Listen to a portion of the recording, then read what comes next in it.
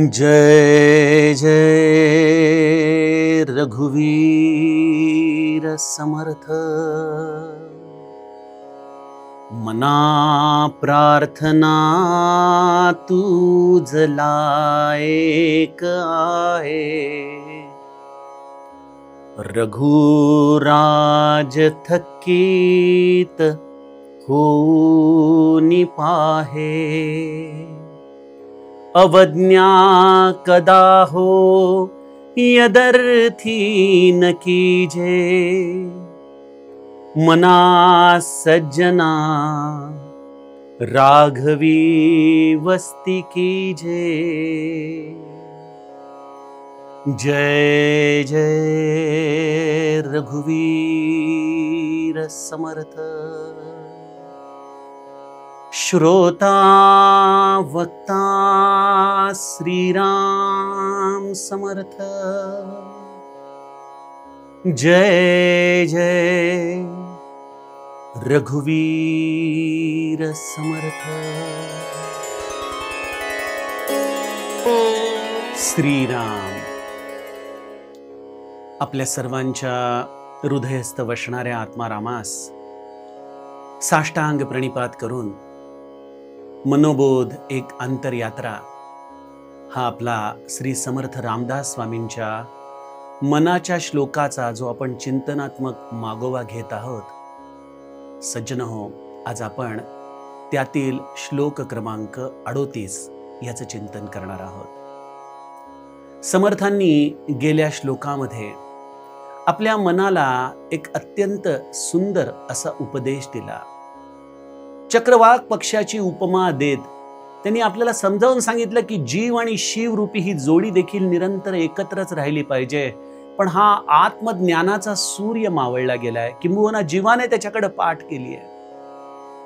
मग अशा या सूर्याला उगवण्याची ताकद तर जीवामध्ये नाही, पण जीव काकुळतीला येऊन प्रार्थना करू शकतो, जसा चक्रवाकाने प्रार्थना केली। त्याप्रमाणे जेव्हा आपण आर्जव करतो भगवंताला, तेव्हा तो हरिभक्तीचा घाव गाजे निशाणी असा तो भगवंत रूपी मार्तंड जसा या चक्रवाकासाठी धावून येतो, तसा जीव शिवाच्या या वियोगामध्ये खरं तर ती संलग्नताच आहे। पण या वियोग रूपी दुःखाला दूर करण्यासाठी हा आत्मज्ञान रूपी, हा आत्मरामारूपी सूर्य आपल्या हृदयामध्ये उगवतो आणि या दोघांचं मिलन होतं। समर्थांचे श्लोक जरी वरकरणी सज्जनो सोपे वाटत असले तरी त्यामध्ये तत्वज्ञान, तत्वार्थ हे अत्यंत गूढ पद्धतीने आपल्याला दडून बसलेलं सापडतं। आणि हे सगळं जेव्हा तुम्ही गुरुकृपेने बघताना, जेव्हा गुरु अंजनातून तुम्हाला हे सगळे गुढार्थ सापडू लागतात, तेव्हा समर्थांच्या ज्ञानाची खोली, त्यांची अनुभूती याची आपल्याला जाणीव होते। आजचा श्लोक देखील त्याच पठडीमधला आहे। यामध्ये अत्यंत गुह्य असं सूत्र समर्थ आपल्याला सांगतात। काय म्हणताय समर्थ? मना प्रार्थना तुझला एक आहे। मना, तुझ्याकडे माझी एकमेव प्रार्थना आहे बाबा। काय प्रार्थना आहे? रघुराज थकीत होऊन पाहे। मना, या माझ्या रामाला निरंतर अगदी डोळ्याची पापणी देखील न लववता पाहत राहा बरं, थकीत होऊन पाहे। आणि या माझ्या प्रार्थनेचं, या माझ्या आज्ञेची कधी अवज्ञा करू नकोस, कधी माझ्या रामापासून विन्मुख होऊ नकोस, कधी त्याला विसरू नकोस। अवज्ञा कदा हो यदर्थी न कीजे, मना सज्जना राघवी वस्ती कीजे। अशा या मनाला समर्थ म्हणतायत की त्यामुळे या रामाला निरंतर पाहता पाहता एक गोष्ट स्वाभाविक घडणार आहे की तुझी वस्ती जणू काही त्या रामाजवळ होणार आहे। अशा या श्लोकामधून समर्थ मनाला निरंतर रामचरणी राहण्याची विनवणी करत आहेत, प्रार्थना करत आहेत। सज्जनो, या श्लोकाचा जर वरकरणी अर्थ आपण बघितला तर आपल्याला असं वाटेल की समर्थ रामाची ही जी सगुण मूर्ती आहे, जसं आपण एखाद्या मंदिरामध्ये गेलो, एखादा अत्यंत लावण्य रूप रामाची मनोहारी मूर्ती आपल्या डोळ्यासमोर आली, ज्याला वेगवेगळ्या अलंकारांनी सुंदर सजवलेलं आहे, उत्तम वस्त्र त्याच्यावरती धारण करण्यात आली आहेत, सुंदर अशा फुलांच्या माळा त्याला घालण्यात आल्या आहेत, सुंदर सजावट करण्यात आली आहे. आणि अशा या सुंदर मूर्तीच्या समोर जेव्हा जाऊन आपण उभे राहतो तेव्हा स्वाभाविकपणे आपली देखील टकटकी लागते. बघा, आपण रामाकडे अगदी नेत्र न लवता, पापणी न लवता पाहत राहतो, त्याची मनापासून स्तुती करतो, त्याच्या या रूपाचं गुणगान करतो. ज्यांनी याला इतकं सुंदर सजवलंय त्यांचं कौतुक करतो. माझ्या रामाचं रूपच मुळी असं आहे हो, लावण्य रूप आहे राम. त्यामुळं जी मूर्तीकडे बघितल्यानंतर, विशेषत्वाने मंदिरामध्ये गेल्यानंतर आपली अवस्था होते, तशीच अवस्था रामाच्या चरित्रामध्ये जेव्हा हा देह रूपामध्ये राम या भूतलावरती वावरत होता, त्यावेळेला त्याला ज्यांनी ज्यांनी पाहिलं त्यांची देखील तशीच अवस्था झाली. कोणी कोणी पाहिलं रामाला.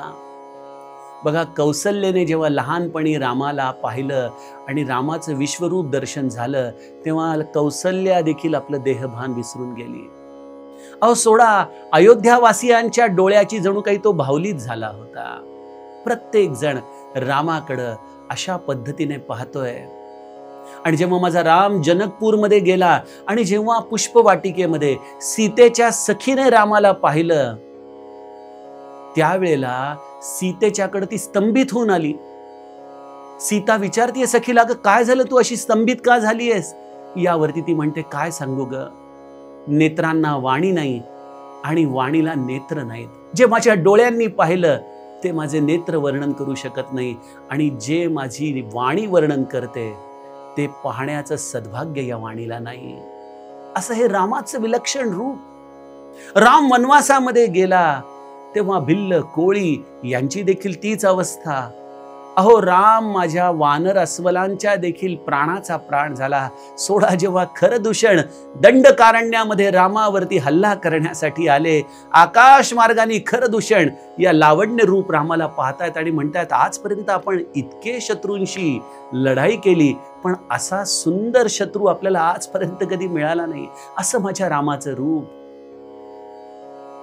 पण सज्जनो, या रामाकडं असे डोळं भरून पाहणं हेच केवळ समर्थांना अभिप्रेत आहे का, असा प्रश्न इथं आपल्याला विचारला गेला पाहिजे. अर्थात ही सुरुवात आहे, हे घडलं पाहिजे. पण खरदूषणाने रामाकडं असं पाहिलं, पण त्यांचं वृत्त्यंतर झालं का हो? त्यांनी लढाई करायची ती केलीच ना. तसं मी मंदिरामध्ये जातो, नवमीला राम सुंदर सजवलेला असतो, रामाकडे मी पाहतो, रामाचं तोड भरून कौतुक करतो, पण माझ्या दुष्प्रवृत्ती या खरदूषणासारख्याच राहतात ना. माझ्या मनाची मलिनता ही पुनश्च माझ्यामध्ये येऊन मला ग्रास्त करतेच ना. माझ्यामध्ये असलेले काम क्रोधादी विकार पुन्हा मला मलिन करतातच ना. मग याचा अर्थ असा होतो का की मी निरंतर मंदिरात मूर्तीच्या समोरच उभं राहिलं पाहिजे? हे शक्य आहे का? हे व्यवहार्य आहे का? आणि संतांचं एक लक्षात घ्या, संतांचं सांगणं हे कधीही अव्यवहार्य नसतं. माझे महाराज म्हणतात, माझा परमार्थ असा आहे की जो कधीच तुमच्या प्रपंचामध्ये अडथळा ठरणार नाही. काय किती सांगावं संतांनी, कधीच अडथळा ठरणार नाही. कामधाम सोडून, घरचे व्यापार उद्योगधंदे सोडून केवळ 24 तास निरंतर रामाच्या समोर उभं राहावं, हे संतांना अभिप्रेत आहे का? निश्चित नाही. महाराज म्हणायचे, गोंदवल्याला आल्यासरशी माझ्या रामाला एकदा डोळे भरून पहा, एकदा. त्यांची अपेक्षा एक क्षणभर त्या रामाकडे पाहावी एवढीच होती. पण मग समर्थ इथं काय सांगतायत? मना प्रार्थना तुझला एक आहे, रघुराज थकीत होऊनी पाहे. या कुठल्या रघुराजाचं दर्शन? सज्जनो, ते दर्शन आहे अंतरंगातल्या आत्मा रामाशी. आणि ते दर्शन घेण्यासाठी या चर्मचक्षूंना बंद राहण्याची देखील गरज नाही, या देह व्यापारांना देखील थांबवण्याची गरज नाही. हे चर्मचक्षू पाहण्यासाठी एक वेगळीच दृष्टी लागते, आणि त्या दृष्टीला म्हणतात अनुसंधान. अनुसंधान, अनुसंधान. या अनुसंधानाचं सर्वोत्तम उदाहरण आहे वृंदावनातल्या गोपी, ज्या देह व्यापारामध्ये तर निमग्न आहेत, पण त्यांच्या मनश्चक्षू समोर, या मनःपटलासमोर निरंतर आहे तो सावळा श्याम, तो नीलवर्णीय कृष्ण, जो त्यांच्या वृत्तींना भरून उरलेला आहे. सज्जनो, आम्ही देखील या देह व्यापारामध्ये कुठेही जरी असलो तरी देखील माझ्या मनश्चक्षू समोर जर निरंतर मी रामरायाचं चिंतन करू शकलो, आणि ते चिंतन दृश्य रूपाने नसतं हे लक्षात घ्या. आपण म्हणाल, हो व्यवहार करायचा म्हणजे पूर्ण एकाग्रतेने लक्ष दिलं पाहिजे, मग माझं मन एकीकडं. आपण नाही का शाळेमधल्या मुलांना धपाटा मारताना बाई म्हणतात, अरे कुठे तुझं मन, कुठे फिरतंय, फक्त वर्गामध्ये बसलायस, उत्तर कोण देणार? त्याचप्रमाणे एखादं महत्वाचं काम करायचं असेल तर आपल्याला अत्यंत एकाग्र भावनेने काम करावं लागतं. आणि जर आपण केवळ देहाने कार्य करतो आणि मन जर तिथं नसेल तर ते भगवद्गीतेला कदाचित छेद देणारं ठरतं ना. योग कर्मसु कौशलम. कौशल्य कधी येतं? जेव्हा देह आणि मन एकत्रित एखाद्या गोष्टीवरती राहतात, त्यावेळेला तिथं कौशल्य येतं.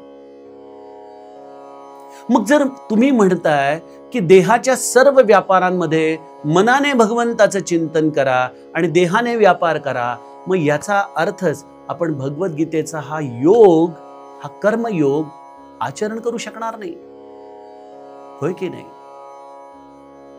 सज्जनो, त्यामुळे मी म्हटलं की हे चिंतन केवळ दृश्यात्मक नसतं. या सगळ्यांमध्ये असताना देखील मी नेहमी आपल्याला उदाहरण देतो, आपल्या माता भगिनींच्या पर्समध्ये असलेला मोबाईल.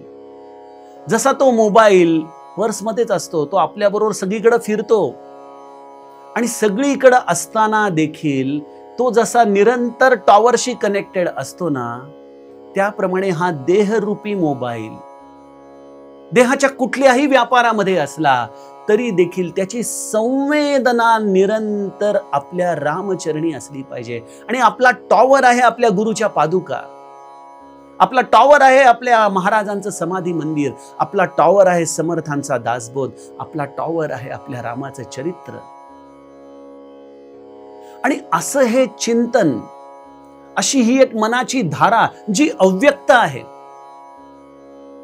जिला कुठल्याही दृश्याचा स्पर्श नाही.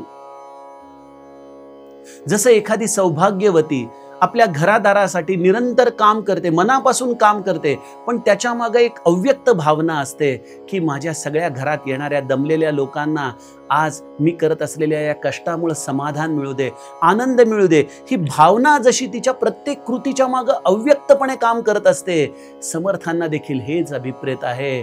मना प्रार्थना तुझला एक आहे, रघुराज थकीत होऊन पाहे. जेव्हा जेव्हा मोकळा वेळ आहे त्यावेळेला मनःचक्षूंवरती आपल्या रामाचं चिंतन जरूर करा. त्याचं लीला, त्याचं नाम, हे अनुसंधान निरंतर ठेवा. जेव्हा एखादं कर्म करायची वेळ येते तेव्हा आपल्या रामाला सांगा, चला रामा, आता हे कर्म करायचंय, तुमच्या शक्तीने आपण करूयात. ते कर्म करत असताना हे सगळं भगवंत आपल्याकडून करून घेतोय, या अव्यक्त प्रेरणेने ते कर्म करत राहा. आणि ते कर्म झाल्यानंतर रामाला विदित करा की तुझ्या कृपेने, तुझ्या शक्तीने हे कर्म घडलंय, आणि त्या कर्माचं जे फळ मिळेल, रामा आज हे तुझ्या कर्माचं किती सुंदर फळ दिलंस रे.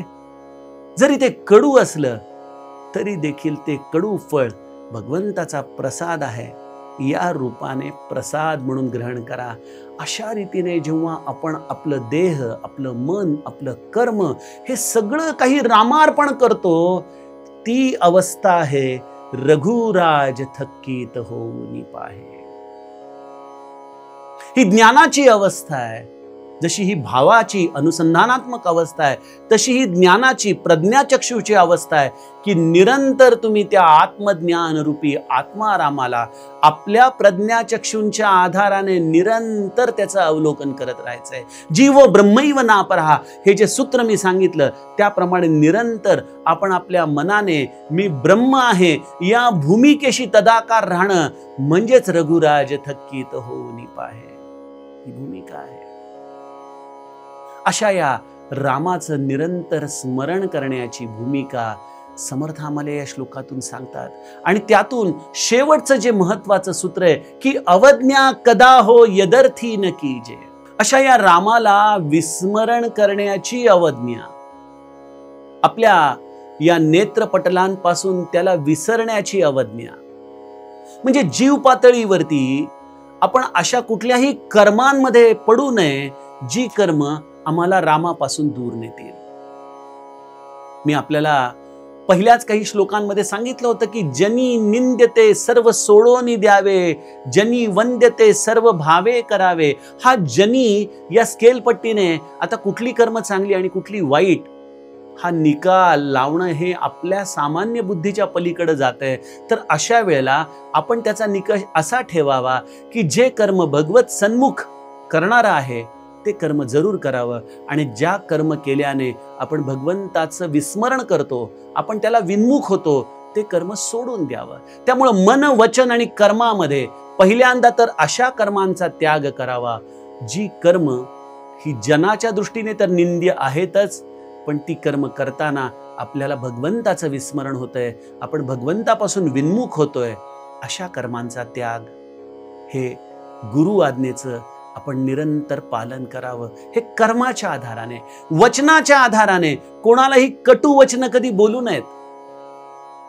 कारण ज्या वाणीने आपण भगवंताचं नाम घेतोय ती वाणी ज्याच्यावरती ही शारदा माता वास करते, त्या वाणीने कधी कोणाचं अंतःकरण कधी दुखवू नये बरं. कारण बघा असं म्हणतात की जिभेला झालेली जखम लगेच भरून येते, कारण अँटीसेप्टिक लाळ आहे आतमध्ये, पण जिभेनी केलेली जखम मात्र कधी भरून येत नाही. आणि आपण ममै वांशो जीव लोके जीव भूतस सनातना असं म्हणणार आणि लोकांची अंतःकरण दुखवणार. आपण लोकांचे अंतःकरण दुखवत नाही, त्यांच्या हृदयामधल्या भगवंताला दुखवतो आणि एका बाजूला त्याच भगवंताचं नाम त्याच जिभेनी घेतो. हा व्यभिचार नाही तर काय, हा दंभ नाही तर काय, ही अवज्ञा नाही तर काय. म्हणून समर्थ म्हणतात की वचनाने देखील आपण ती अवज्ञा करू नये. आणि मनाने निरंतर जेव्हा जेव्हा हे मन चंचल होईल त्यावेळेला समर्थांचा हा बोध लक्षात ठेवावा. चंचल हे मन रामा पायी लावा, चंचल हे मन रामा पायी लावा, तेणे तो विसावा होईल जीवा, होईल जीवा.